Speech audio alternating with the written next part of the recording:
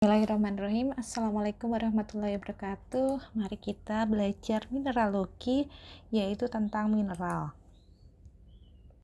Definisi mineral menurut A Textbook of Mineralogy oleh Dana tahun 1960 bahwa mineral adalah zat padat alami yang terbentuk secara anorganik, memiliki komposisi kimia tertentu dan struktur kristal yang teratur.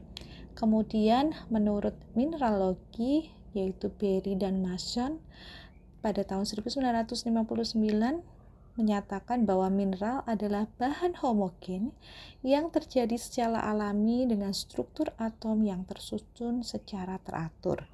Kemudian kalau dalam bukunya Fundamental of Crystallography and Mineralogy, mineral merupakan fase kristalin yang terbentuk melalui proses geologi dan memiliki sifat fisik serta kimia khas akibat keteraturan struktur kristalnya. Unsur-unsur penting di dalam definisi mineral bahwa sebuah zat dapat disebut mineral jika memenuhi 5 syarat utama. Syaratnya ada apa saja? Yang pertama, terjadi secara alami, yaitu bukan buatan manusia. Kemudian yang kedua, anorganik, yaitu tidak berasal dari organisme hidup. Kemudian yang ketiga itu padat, berwujud solid pada kondisi alami. Kemudian yang keempat, komposisi kimia tertentu, rumus kimia tetap atau variasi terbatas. Kemudian yang kelima, struktur kristalnya teratur, bahwa atom tersusun periodik. Ini ada ilustrasi struktur kristal mineral. Ini ada struktur kristal kubik yang paling sederhana. Kemudian ada sistem kristal heksagonal. Kemudian juga ada hexagonal close pack atau HCP, yaitu struktur atomnya rapat atau close pack dalam sistem heksagonal di mana atom tersusun dalam pola ABAB, itu seperti itu. Kemudian ada susunan atau tatanan ikosahedral dari molekul-molekul boron. Nah, di sini ada batasan-batasan mineral ya. Apa yang bukan termasuk ke dalam mineral? Contohnya yaitu batu bara. Kenapa batu bara itu bukan mineral? Karena dia bersifat organik ya, terbentuk dari tumbuhan, kemudian berasal dari jutaan tahun yang lalu. Kemudian ada minyak bumi. Di sini bentuknya adalah cair dan terbentuknya yaitu organik. Kemudian ada kaca. Kaca ini tidak memiliki struktur kristal sehingga dia dikatakan bukan termasuk mineral. Kemudian ada baja. Nah, baja ini juga bukan mineral. Kenapa bukan mineral? Karena baja merupakan paduan, yaitu percampuran antara besi dan karbon yang sengaja dibuat oleh manusia. Namun, ada pengecualian di dunia modern, yaitu ada mineraloid. Mineraloid itu apa? Zat alami tanpa struktur kristal. Contohnya ada opal. Kemudian beberapa mineral biogenik, misalnya ada kalsit pada cangkang, itu seperti itu. Ini ada contoh-contoh mineral. Yang pertama ada kuarsa, yaitu SiO2. Ada gambarnya. Yang sebelah kiri dia berwarna bening, putih bening gitu ya, yaitu kristal kuarsa bening dengan bagian dasar kristal yang dipoles sebagian. Jadi sebagian sudah dipoles, yang sebagiannya belum. Kemudian yang tengah ini ada kristal berbentuk prisma heksagonal. Nah, ini merupakan kuarsa yang sudah dilakukan pengolahan, dibentuk untuk kerajinan. Kemudian ada juga di sini struktur kristal untuk SiO2. Nah, komposisinya apa saja untuk kuarsa, yaitu SiO2, kemudian sistem kristalnya termasuk heksagonal, dan kekerasannya kalau untuk skala Mohsnya ada 7. Kemudian contoh mineral yang kedua itu ada halit atau NaCl. Ini bisa dilihat ya. Contoh penampakan mineral halit, kemudian struktur atom NaCl-nya juga atau struktur atom dari halit. Nah, sistem kristalnya kubik, kemudian belahannya sempurna 3 arah di mana 90 derajat. Dan di sini ada definisi mineralogi ya. Menurut mineralogi atau buku mineralogi bahwa mineralogi itu adalah ilmu yang mempelajari mineral termasuk sifat fisik, kemudian kimia, struktur kristal, kemudian klasifikasi serta cara terbentuknya. Sedangkan di buku Principles of Mineralogy bahwa mineralogi mencangkup studi tentang hubungan antara struktur atom dan sifat fisik mineral. Kemudian di dalam bukunya Hydrothermal Process and Mineral System, bahwa mineral modern juga mempelajari sistem pembentukan mineral dalam konteks proses geologi seperti hidrotermal dan juga magmatik. Cabang-cabang mineralogi, yang pertama ada mineralogi deskriptif, yaitu mempelajari tentang warna, kemudian kilap, belahan, kekerasan, berat jenis. Kemudian yang kedua yaitu ada mineralogi fisik, mempelajari sifat optik, kemudian sifat magnetik, sifat listrik. Kemudian yang ketiga yaitu mineralogi kimia, mempelajari komposisi kimia, kemudian ada substitusi ion, solid solution. Kemudian yang keempat itu adalah kristalografi, mempelajari sistem kristal ya. Ada kubik, tetragonal, ortorhombik, dan lain sebagainya. Kemudian ada mineralogi genetik, yaitu mempelajari asal-usul mineral. Ada magmatik. Magmatik ini terbentuk dari kristalisasi magma. Kemudian sumber energinya itu dari panas internal bumi. Contohnya ada olivin, piroksin gitu. Kemudian ada metamorfik. Metamorfik ini terbentuk akibat perubahan tekanan dan temperatur tanpa melebur. Sumber energinya apa? Yaitu tekanan dan suhu tinggi. Kita bisa melihat atau menemukan contohnya ada garnet gitu. Kemudian ada sedimenter. Sedimenter itu terbentuk dari pengendapan material hasil pelapukan. Prosesnya karena pelapukan, kemudian karena adanya transportasi. Nah, ini contoh mineralnya ada gipsum, kemudian ada hematit sekunder, dan ada hidrotermal. Hidrotermal ini terbentuk dari presipitasi larutan panas kaya mineral. Nah, biasanya suhunya itu lebih dari 100 derajat Celcius atau dia termasuk jenisnya adalah fluida panas. Contohnya untuk mineralnya itu ada kuarsa atau urat kuarsa gitu ya, kemudian ada galena, ada kalkopirit. Apa sih batasan ilmu mineralogi gitu ya?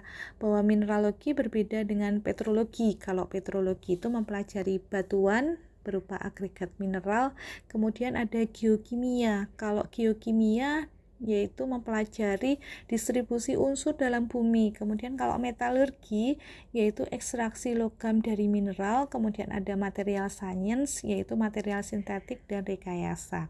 Kemudian di sini ada hubungan struktur dan sifat ya menurut Dana di tahun 1960 dan Der serta kawan-kawannya di tahun 1992 bahwa struktur kristal ini nantinya akan menentukan sifat fisik.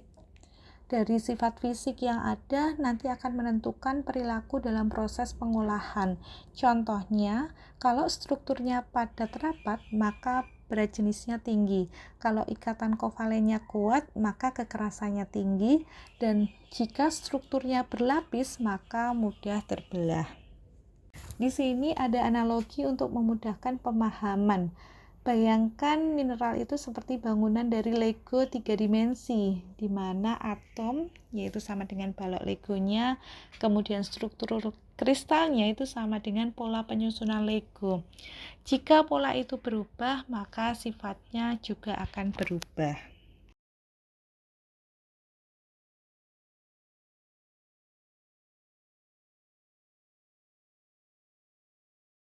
Oke, kemudian bagaimana mineralogi kita kaitkan di dalam teknik metalurgi? Mengapa mahasiswa metalurgi itu harus memahami mineralogi? Yaitu karena tidak mengolah logam tetapi mengolah mineral pembawa logam. Jadi di metalurgi itu kita tidak langsung mengolah logam, tetapi logam itu berasal dari mana? Nah, logam itu berasal dari mana? Logam berasal dari biji ya, biji yang ditambang. Dari biji itu terdapat mineral-mineral di mana mineral tersebut membawa unsur-unsur logam yang bisa diekstrak atau diambil. Contohnya di sini besi. Besi itu dari mineral hematit, kemudian magnetit ya. Kemudian ada tembaga, itu dari mineral kalkopirit, kemudian nikel itu dari mineral pentelandit, kemudian kalau timah itu dari mineral kasiterit. Tanpa memahami struktur kristal, kemudian sifat fisik, sifat kimia, dan juga asal-usul mineral, maka proses metalurgi bisa salah dalam kita melakukan desain. Ketika desainnya keliru, maka target produksinya tidak terpenuhi. Ketika target produksinya tidak terpenuhi, maka bisa jadi kita tidak mendapatkan keuntungan sama sekali. Di sini kita bisa lihat ya contoh mineral biji penting yang ada di dalam metalurgi yang nantinya akan sering kita temui. Misalnya ada hematit yaitu Fe2O3. Ini bisa dilihat ya penampakannya, kemudian struktur kristalnya, kemudian ada formasi besi sedimen. Ini contohnya ada di Australia Barat. Bahwa sistem kristal di hematit ini kategorinya adalah trigonal, kemudian memiliki berat jenis yang tinggi dan non-magnetiknya lemah, itu seperti itu. Kemudian di dalam metalurgi ini bagaimana cara melakukan pengolahannya. Yang pertama itu bisa cocok ya untuk gravity separation. Kenapa gravity separation? Karena di sini berat jenisnya tinggi. Berat jenis antara mineral yang berharga, hematit ini kan yang diambil adalah Fe-nya, kemudian pengotornya. Jadi kalau dihitung dengan kriteria konsentrasi, maka nilainya itu akan tinggi. Kemudian direduksi dalam tanur tinggi. Jadi ketika kita mau mengambil Fe-nya, maka bisa menggunakan jadi menggunakan pirometalurgi, menggunakan suhu tinggi, yaitu menggunakan tanur tinggi. Kemudian reaksi reduksinya tergantung dari struktur kristalnya. Jadi kita lihat bagaimana struktur kristalnya. Kemudian yang kedua itu ada kalkopirit atau CuFeS2. Ini bisa dilihat ya, kalkopirit. Kemudian di sini juga ada kalkopirit dan ini ada struktur kristal dari kalkopirit. Nah, ini struktur kristalnya termasuk ke tetragonal. Kemudian dia mengandung Fe dan juga mengandung S ya. Bagaimana implikasi metalurginya? Ya harus melalui flotasi. Jadi dilakukan flotasi. Flotasi ini kita memanfaatkan perbedaan sifat fisik dan kimia permukaan. Ada mineral yang mudah dibasahi, dia berarti bersifat hidrofilik, dan ada juga mineral yang tidak mudah dibasahi. Jadi mineral ini bersifat hidrofobik. Dengan menambahkan reagen-reagen kimia, maka kita bisa mendapatkan konsentratnya dan juga bisa memisahkan tailingnya atau pengotor. Kemudian dari flotasi ini tidak langsung ya, karena dari flotasi kita baru mendapatkan kadar yang lebih tinggi. Kemudian untuk mengambil Cu-nya atau logam Cu, maka dilanjutkan dengan smelting atau juga bisa menggunakan hidrometalurgi. Kemudian struktur sulfida menentukan kinetika oksidasi. Kemudian ada mineral berikutnya, ada kasiterit atau SnO2. Berat jenisnya sangat tinggi, ini kurang lebihnya adalah 7 gram per cm kubik. Kemudian sistem kristalnya tetragonal. Bagaimana implikasi metalurginya? Ini cocok untuk shaking table. Kenapa shaking table? Nah, shaking table itu merupakan salah satu alat yang ada di gravity konsentrasi. Gravity konsentrasi itu adalah suatu metode di pengolahan mineral memanfaatkan perbedaan berat jenis. Nah, berat jenisnya antara yang berharga, logam berharga dengan pengotornya, dan logam berharganya itu spesifik gravitinya atau berat jenisnya itu tinggi, sedangkan pengotornya itu rendah. Nah, ini bisa menggunakan shaking table. Shaking table dari sini kita memanfaatkan aliran tipis horizontal tanpa menambahkan bahan kimia ya, jadi kita memanfaatkan fluidite. Kemudian gravity konsentrasi ini sangat efektif. Kenapa efektif gitu ya? Karena kasiterit ini berat jenisnya tinggi, maka kita bisa menggunakan gravity konsentrasi dan tanpa menambahkan reagen kimia, sehingga ini lebih ramah lingkungan, kemudian lebih ekonomis, itu seperti itu. Bagaimana hubungan struktur kristal dengan proses metalurgi?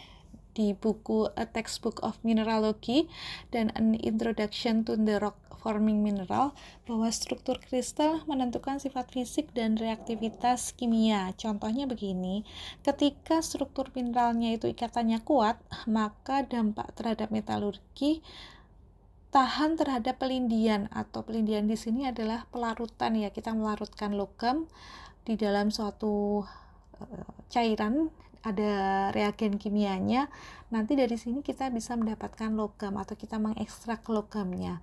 Kemudian jika strukturnya berlapis maka mudah digerus, kemudian berat jenis tinggi, mudah dipisahkan menggunakan graviti konsentrasi, kemudian sifat magnet. Nah, bila ada sifat magnetnya maka kita bisa memisahkan menggunakan magnetic separator. Mineralogi dan tahapan proses metalurgi. Jadi untuk bisa mendapatkan logam, maka perlu adanya tahapan-tahapan yang harus dilalui. Yang pertama itu ada kominusi, bahwa mineral dengan belahan yang sempurna itu dia akan mudah pecah, kemudian struktur kompak, maka lebih tahan grinding. Tahan grinding berarti di sini akan menentukan work index dan juga energi kominusi. Tahan grinding itu, jadi grinding di sini yaitu proses untuk memperkecil ukuran butir. Jadi kita perkecil, ketika strukturnya kompak maka susah, waktu grindingnya lama. Ketika lama otomatis energi kominusinya juga tinggi. Dan dari sini nanti juga akan mempengaruhi tingkat keekonomian. Ada tahap kominusi dan dilanjutkan ada tahap konsentrasi. Nah, konsentrasi ini tahapan untuk memisahkan mineral berharga dengan pengotornya dengan menggunakan beberapa cara. Nah, bagaimana kita memilih cara-cara tersebut? Yaitu dengan melihat mineralogi dari umpannya atau dari bijinya. Ada yang sifatnya berat jenisnya berbeda, maka kita bisa menggunakan metode graviti konsentrasi. Kemudian ada juga mineral itu memiliki sifat magnetik, maka kita bisa memilih menggunakan metode magnetic separation. Kemudian berdasarkan perbedaan permukaan. Nah, permukaan di sini ada sifat fisik dan kimia permukaan, tadi sudah disinggung, yaitu kita bisa menggunakan metode flotasi. Kemudian ada juga yang memiliki sifat kelistrikan, maka kita bisa memilih metode elektrostatik. Kemudian tahap berikutnya ada ekstraksi. Nah, dari sini mineralogi menentukan temperatur peleburan. Jadi kita memilih temperatur berapa agar mineral tersebut bisa melebur gitu. Karena masing-masing mineral itu tidak sama suhu yang diperlukan. Kemudian kita bisa juga mengetahui stabilitas oksida atau sulfida melalui diagram Englingham. Nah, nanti akan dibahas di mata kuliah yang terkait dengan Englingham, itu perhitungan metalurgi proses ya. Kemudian ada potensi pelindian, yaitu menggunakan electrowinning. Dan ada mineralogi dalam sistem hidrotermal. Menurut hidrotermal process and mineral system, bahwa mineralogi memberikan informasi tentang temperatur dan tekanan pembentukan biji. Contohnya ada mineral sulfida, yaitu lingkungannya reduktif, kemudian ada mineral oksida, lingkungannya oksidatif, kemudian ada mineral alterasi, yaitu indikator sistem porfiri. Di dalam eksplorasi metalurgi, bahwa mineralogi ini akan memberikan petunjuk tipe deposit. Kemudian nantinya pada akhirnya yang dimanfaatkan oleh metalurgis kayak gitu ya, nanti untuk menentukan strategi ekstraksinya, bagaimana dari mineral yang ada kemudian kita mau mengambil logamnya. Contoh analoginya untuk mahasiswa begini, bahwa mineralogi ini seperti membaca DNA dari suatu biji. Jika kita tahu struktur kristalnya, kemudian komposisi dan genesisnya, maka kita bisa memprediksi metode pengolahan apa yang mau kita pilih. Kemudian dari situ kita bisa menentukan recovery-nya, atau kita bisa mendapatkan recovery yang sesuai. Masih ingat ya, recovery itu adalah perolehan. Kemudian ada konsumsi reagen. Kalau kita memerlukan reagen seperti flotasi, kemudian ada hidrometalurgi, maka kita perlu adanya berapa banyak reagen yang kita perlukan. Kemudian ada energi proses. Di situ di dalam suatu proses metalurgi kita memerlukan suatu energi. Nah, dari sini ketika kita mengetahui mineraloginya, maka kita bisa menentukan atau kita bisa menghitung, mengestimasi energi yang diperlukan sehingga prosesnya bisa berjalan dengan lancar. Demikian belajar hari ini terkait dengan mineralogi, yaitu di bagian mineral. Terima kasih banyak. Wassalamualaikum warahmatullahi wabarakatuh. Semoga bermanfaat.